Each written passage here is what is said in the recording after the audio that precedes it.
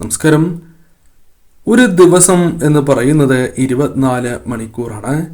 ഈ 24 മണിക്കൂറിൽ നാം 2 നേരം, അതായത് രാവിലെയും സന്ധ്യയ്ക്കും വിളക്ക് തെളിയിച്ച് ദേവതകളെ വന്ദിക്കുന്നതുമാണ്. ഭഗവാന്റെ അനുഗ്രഹത്തിനായും ശ്രീദേവി വീട്ടിലേക്ക് പ്രവേശിക്കുകയും മൂദേവി വീട്ടിൽ നിന്നും പടിയിറങ്ങുവാൻ ഇങ്ങനെ ചെയ്യുന്നതിലൂടെ സാധിക്കുന്നതുമാണ്. ഒരു ദിനത്തിലെ ഓരോ സമയത്തെക്കുറിച്ചും അവയുടെ പ്രാധാന്യത്തെക്കുറിച്ചും വിഷ്ണു പുരാണത്തിൽ വ്യക്തമായി തന്നെ പരാമർശിക്കുന്നുണ്ട്. അതിൽ ഒരു ദിവസത്തിലെ പ്രത്യേക സമയം നാം എന്തു തന്നെ പ്രാർത്ഥിച്ചാലും അത് നടക്കും എന്നാണ് പറയുന്നത്. ഈ സമയത്തെക്കുറിച്ചും ഈ സമയം ചെയ്യാൻ പാടില്ലാത്തതായ കാര്യങ്ങളെക്കുറിച്ചും ചെയ്താൽ വന്നു ചേരുന്നതായ ആ ദോഷകരമായ കാര്യങ്ങളെക്കുറിച്ചും ചെയ്യുകയാണ് എങ്കിൽ വന്നു ചേരുന്ന സൗഭാഗ്യങ്ങളെക്കുറിച്ചും വിശദമായി തന്നെ ഈ വീഡിയോയിലൂടെ മനസ്സിലാക്കാം. നമസ്കാരം. ബ്രഹ്മത്തെ, അതായത് പരമാത്മാവിന്റെ അവസ്ഥയ്ക്ക് തുല്യമായ നിർമ്മലത്വം നിറഞ്ഞ സമയമാണ് ബ്രാഹ്മമുഹൂർത്തം. ബ്രഹ്മജ്ഞാനത്തിന് വേണ്ട സാധനകളുടെ മുഹൂർത്തമാണ് ഇത്. ഒരു മുഹൂർത്തം 2 നാഴികയാണ്, അതായത് 48 മിനിറ്റ് എന്ന് ചുരുക്കം. സൂര്യോദയത്തിന് 7.5 നാഴിക മുൻപുള്ള സമയമാണ് ബ്രാഹ്മമുഹൂർത്തം, അതായത് സൂര്യൻ ഉദിക്കുന്നതിന് 3 മണിക്കൂർ മുൻപുള്ള സമയം. ഈ സമയത്ത് പ്രകൃതിയുടെ തമോ ഗുണം അകലുകയും സത്വഗുണം ഉദിക്കുകയും ചെയ്യുന്നതാണ്. പ്രകൃതി ശാന്തതയും നിർമ്മലതയും കൈവരിക്കുകയും ചെയ്യുന്നു. പ്രകൃതിയുടെ ഈ മാറ്റങ്ങൾ മനസ്സിലാക്കി കിളികൾ ഉണരുകയും കുളിർക്കാറ്റ് വീശുകയും ചെയ്യുന്നതാണ്.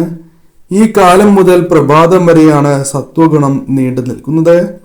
ബ്രാഹ്മമുഹൂർത്തത്തിൽ ഉണർന്ന് ആത്മാവിഷ്കാരങ്ങളോ ദേവപൂജയോ നടത്തുന്ന മനുഷ്യന്റെ ബുദ്ധിയിൽ സ്വാത്വിക ഗുണം കൂടുതൽ പ്രകാശിക്കുകയും സത്യത്തെ അറിയാൻ പ്രാപ്തനാക്കുകയും ചെയ്യുന്നു.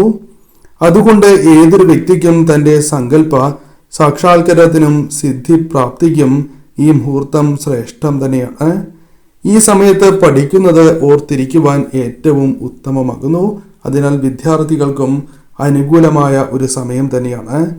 ഈ സമയം ഉണരുകയാണ് എങ്കിൽ ചില പ്രധാനപ്പെട്ടതായ കാര്യങ്ങൾ സംഭവിക്കാം. അറിയാതെ ഉണരുന്നവർ ആരോ വിളിച്ചുണർത്തിയതുപോലെ തനിയെ ഉണരുന്നു എങ്കിൽ ഈശ്വരാനുഗ്രഹത്തെയാണ് സൂചിപ്പിക്കുന്നത് എന്ന കാര്യം ഓർക്കുക. ഇഷ്ടദേവതയുടെ നാമം ഉടനെ 3 തവണ നിങ്ങൾ മനസ്സിൽ പറയേണ്ടത് അനിവാര്യമാണ്. ജീവിതത്തിൽ അത്ഭുതങ്ങൾ തന്നെയാണ് സംഭവിക്കുക. നിത്യവും ഈ സമയം ഉണരുവാൻ നിങ്ങൾക്ക് സാധിക്കുന്നു എങ്കിൽ അത് ഏറ്റവും വിശേഷമായി കണക്കാക്കുന്നു. ഈ സമയം ഉണർന്ന് കുളിച്ച് വിളക്ക് തെളിയിക്കുകയാണ് എങ്കിൽ അത് അതിവിശേഷമായി കണക്കാക്കുന്നു. തീരാ വ്യാധികൾ വരെ മാറും എന്നാണ് വിശ്വാസം. അത്രമേൽ അനുകൂലമാണ്. ബ്രാഹ്മമുഹൂർത്തത്തിൽ വിളക്ക് തെളിയിച്ച് പ്രാർത്ഥിച്ചാൽ ഏത് കാര്യവും നടക്കും. നിങ്ങളിലെ ബുദ്ധി ഉണരുകയും പരമാത്മാവുമായി നേരിട്ട് ബന്ധം സ്ഥാപിക്കുക, അല്ലെങ്കിൽ അത്തരത്തിലൊരു ബന്ധം നിങ്ങൾക്ക് വന്ന് ചേരാവുന്നതുമാണ്. ഈ സമയം വീടുകളിൽ നാമജപം മുഴക്കുന്നതും ശംഖ് മണിനാദം മുഴക്കുന്നതും സൗഭാഗ്യം ആ വീടുകളിലേക്ക് കാന്തം പോലെ ആകർഷിക്കുവാൻ സഹായകരമാണ്. അത്രമേൽ വിശേഷപ്പെട്ടതായ ഫലങ്ങളാണ് ആ വീടുകളിലേക്ക് വന്നു ചേരുക. എന്നാൽ ഈ സമയം ചില തെറ്റുകൾ നിങ്ങൾ ചെയ്യുകയാണ് എങ്കിൽ അത് ആ വീടുകൾക്ക് വളരെ ദോഷമായി ഭവിക്കും.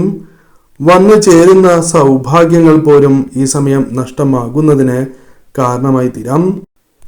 യോഗ, ധ്യാനം, വിദ്യ തുടങ്ങിയ കാര്യങ്ങൾക്ക് ഉത്തമമാകുന്നു. ഈ സമയം മറ്റ് കാര്യങ്ങൾ അതിനാൽ പാടുള്ളതല്ല. ആഹാരം കഴിക്കുന്നു എങ്കിൽ കട്ടിയായ ആഹാരം ഒരിക്കലും പാടുള്ളതല്ല. ലഘുവായ ആഹാരം തന്നെ കഴിക്കണം. എന്നാൽ ജീവിത സാഹചര്യങ്ങൾ കൊണ്ട് ഈ സമയമാണ് നിങ്ങൾക്ക് കഴിക്കേണ്ടത് എങ്കിൽ നിങ്ങൾക്കാവാം, അതിൽ തെറ്റില്ല. ഈ സമയം വളരെ ഉച്ചത്തിലുള്ള സംസാരം വീടുകളിൽ ഉണ്ടാകുന്നത് അത്ര ശുഭകരമല്ല.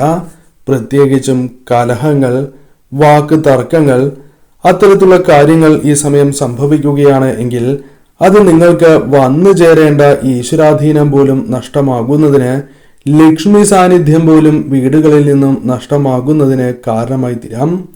അതിനാൽ അത്തരം കാര്യങ്ങൾ പൂർണ്ണമായും നിങ്ങൾ ഒഴിവാക്കേണ്ടതായിട്ടുണ്ട്.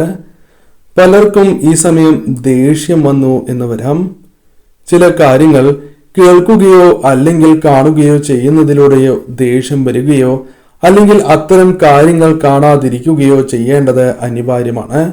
ദേഷ്യം വരികയാണ് എങ്കിൽ അത് നിങ്ങൾക്ക് അത്രമേൽ ദോഷകരമായി ഭവിക്കും. ഈ സമയം അതിനാൽ അത്തരം കാര്യങ്ങൾ ഒഴിവാക്കേണ്ടതായിട്ടുണ്ട്. മുഷിഞ്ഞ വസ്ത്രങ്ങൾ ഈ സമയം നിങ്ങൾ ധരിക്കുവാൻ പാടുള്ളതല്ല. കീറിയ വസ്ത്രങ്ങളും പാടുള്ളതല്ല. ഈ സമയം കുളിച്ച് ശുദ്ധിയോടെ വന്ന് ശുഭവസ്ത്രങ്ങൾ തന്നെ നിങ്ങൾ അണിയുന്നതാണ് ഏറ്റവും ശുഭം.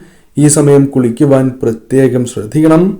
ഈ സമയം നിങ്ങൾ കുളിക്കുകയാണ് എങ്കിൽ അത് അത്രമേൽ വിശേഷമായാണ് കണക്കാക്കുന്നത്. ഈ സമയം നിങ്ങൾ വിളക്ക് തെളിയിച്ചതിന് ശേഷം ക്ഷേത്രത്തിലേക്ക് ദർശനത്തിനായി പോവുകയാണ് എങ്കിൽ അത് ആ കുടുംബത്തിന് അത്രമേൽ ഐശ്വര്യം ആ കുടുംബത്തിൽ നിറയും എന്നാണ് പറയുക. അതിനാൽ ആ കാര്യത്തിന് പ്രാധാന്യം നൽകുക. സാധിക്കുന്നവർ ഇപ്രകാരം ചെയ്യണം. നെഗറ്റീവായ ചിന്തകൾ ഈ സമയം ഒരിക്കലും കടന്ന് വരാൻ പാടില്ല എന്നാണ് പറയുക. അത് അശുഭകരമാണ്. ഈ സമയം ദേവതാ ചിന്തകൾക്കും ദേവതാ നാമങ്ങൾ ജപിക്കുന്നതിനും നൽകേണ്ടതായ സമയമാകുന്നു. അതിനാൽ ഈ സമയം നെഗറ്റീവായ ചിന്തകൾ, നെഗറ്റീവായ കാര്യങ്ങൾ നാവിൽ വരുന്നത് പോലും അത്രമേൽ ദോഷകരമായി ഭവിക്കും എന്നാണ് പറയുക. ഈ സമയം അതിനാൽ ശുഭചിന്തകൾ മനസ്സിൽ നിറയ്ക്കേണ്ടത് അനിവാര്യം തന്നെയാകുന്നു. കൂടാതെ ഈ സമയം നിങ്ങൾ ഒരിക്കലും കുളിക്കാതെ അടുക്കളയിൽ പ്രവേശിക്കരുത് എന്നാണ് പറയുക. ഏവർക്കും അത് സാധിക്കണം എന്നില്ല. സാധിക്കുന്നവരാണ് എങ്കിൽ തീർച്ചയായും കുളിച്ചതിന് ശേഷം ഈ സമയം അടുക്കളയിൽ കയറുക. അതിന് സാധിക്കാത്തവരാണ് എങ്കിൽ കൈയും കാലും മുഖവും കഴുകിയതിന് ശേഷം അടുക്കളയിൽ പ്രവേശിക്കേണ്ടതായിട്ടുണ്ട്. ഈ സമയം അടുക്കളയിൽ ഒരിക്കലും എച്ചിൽ പാത്രങ്ങൾ ഉണ്ടാകാൻ പാടില്ല എന്നാണ് പറയുക. അത് ശുഭകരമല്ല. അടുക്കളയിൽ പ്രവേശിക്കുമ്പോൾ ഇത്തരം കാര്യങ്ങൾ കണി കാണുന്നത് പോലും അശുഭകരമാണ്. ആ വീടുകളിൽ ലക്ഷ്മി സാന്നിധ്യം നഷ്ടമാകുന്നതിനും അലക്ഷ്മി സാന്നിധ്യം വർദ്ധിക്കുന്നതിനും അത് കാരണമായി തീരും. ബ്രാഹ്മമുഹൂർത്ത സമയത്ത് നിങ്ങൾ ഉണരുകയും എന്നാൽ വിളക്ക് തെളിയിക്കാതെ മറ്റ് കാര്യങ്ങൾ മാത്രം ചെയ്യുകയാണ് എങ്കിൽ അത് ശുഭകരമല്ല. അതിനാൽ തീർച്ചയായും ബ്രാഹ്മമുഹൂർത്തത്തിൽ ഉണരുന്നവർ കുളിച്ച് ശുദ്ധിയോടെ വിളക്ക് തെളിയിക്കുവാൻ പ്രത്യേകം ശ്രദ്ധിക്കണം. അതിനുശേഷം മറ്റ് കാര്യങ്ങളിലേക്ക് കടക്കുന്നതാണ് ഏറ്റവും വിശേഷം. ആ കാര്യത്തിന് ഏവരും പ്രാധാന്യം നൽകണം.